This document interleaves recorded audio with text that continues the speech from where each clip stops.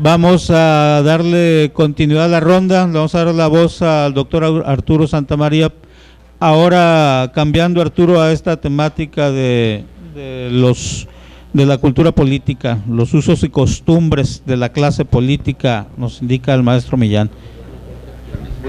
Yo nada más quiero hablar de uno solo, no, porque bueno, es muy amplio, y quiero hablar del clientelismo en la política mexicana, ¿no? O sea, uno de los recursos principales que hay para hacer política en México es el clientelismo, y primeramente lo domesticó, lo perfeccionó, lo generalizó, sin que lo haya creado, sin duda, el Partido Revolucionario Institucional, sobre todo cuando incorporó a los famosos sectores con Lázaro Cárdenas. Pero después lo aprendió el PAN, que tanto criticaba el clientelismo. Una vez en el poder, lo empieza a cultivar, a desarrollar y a extender y a practicar cada vez más. Pero también el PRD, ¿no?, que le hereda a las clientelas electorales populares del PRI una vez que llega al poder.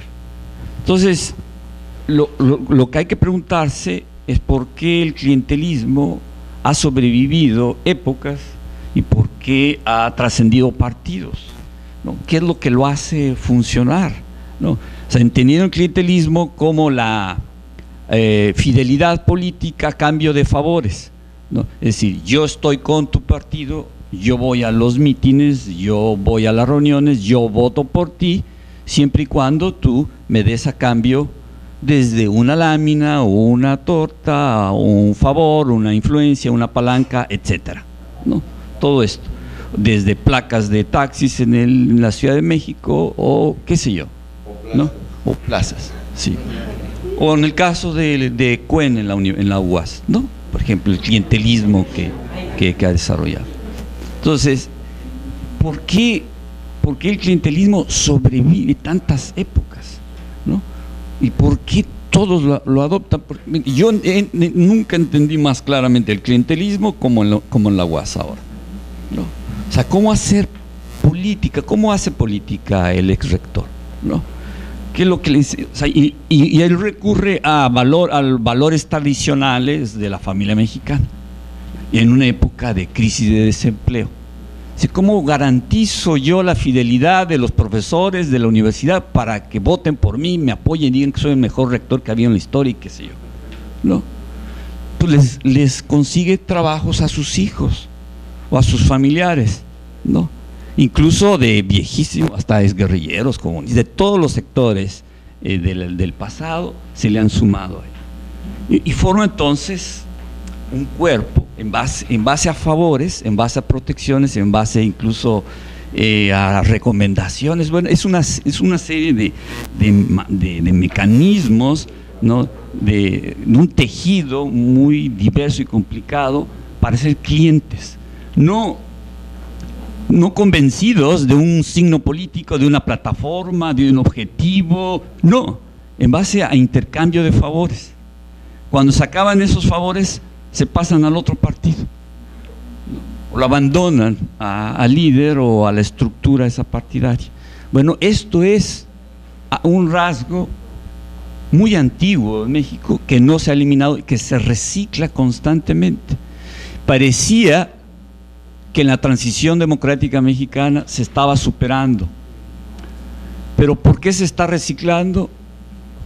Porque hay un fenómeno nuevo que está ayudando mucho a esto, y son los famosos ninis, ¿no? Cómo los padres resuelven el problema de los ninis, ¿no? Bueno, y mucho, dice, hay un desempleo estructural generalizado. ¿Cómo le hacemos, verdad? Mi hijo ya no puede competir, aunque tenga un doctorado o una maestría, no puede competir por un buen empleo, pero yo trabajo en tal sindicato, ¿verdad?, el CENTE o el de la UAS, o que me dicen que en la UNAM se está generalizando cada vez más esto, en los sindicatos de Pemex. Bueno, pues le heredo, aunque no sea capaz mi hijo, o no tenga vocación, sobre todo en el campo de, pues le heredo la chamba, ¿no? Y sigo al líder político y voto por él y lo acompaño a todas partes. Entonces vemos cómo el clientelismo en México es un fenómeno de cooptación, de manejo político muy viejo, se recicla, ¿no?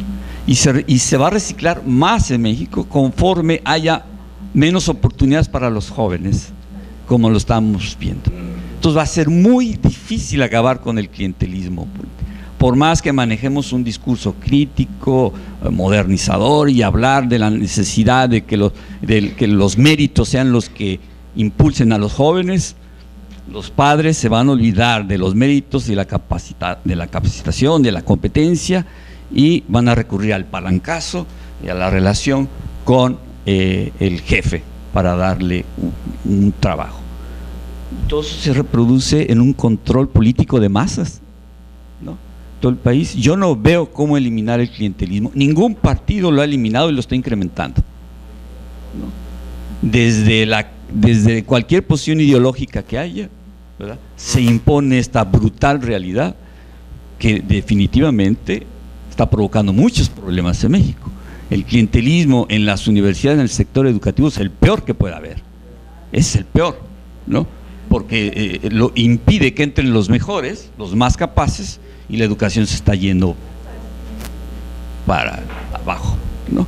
Bueno, ese es un rasgo que nada más quiero yo mencionar. Hay otros rasgos de la cultura política mexicana, pero este es, yo creo, muy importante.